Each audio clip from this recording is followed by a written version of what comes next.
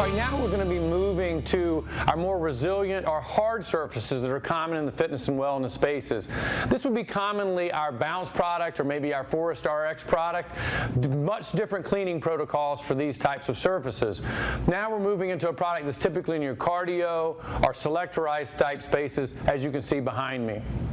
So now we're going to talk about the daily routine maintenance on a product, a hard surface product or resilient flooring, such as this product here today, which is Bounce, or also known as Forest RX. The best thing to do for this, again, is very simple. You're going to be using your E-cleaner. Again, the mixture is 2 to 3 ounces to 1 gallon of water. And of course, a microfiber mop. And I'll demonstrate to show you how the best way to clean that for your daily routine maintenance. You want to put a light coat on this, not too heavy.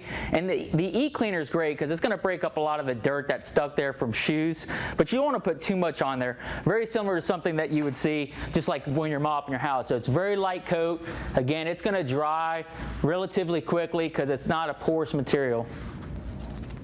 So I also would like to talk about, when we're talking about daily routine maintenance, that you can also use a white pad. That's what we recommend with our E-cleaner. Same mix again with the E-cleaner as you would with cleaning the floor with the microfiber mop. But right here is a white pad. Now this pad is designed to be basically the lightest pad that you can get, so it's going to still loosen up that dirt, but this is something else that you can use on a daily maintenance or a weekly maintenance. So we talked about daily routine maintenance with the white pad. Let's talk about a deep cleaning with the red pad.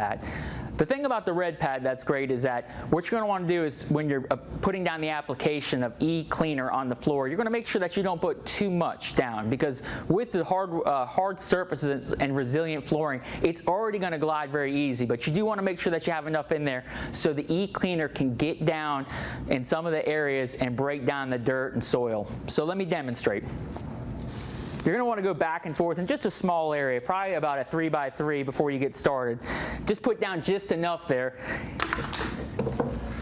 And you can see a little bit of a swirl, it just depends on how much soil is in there, but you want to make sure that you're going back and forth.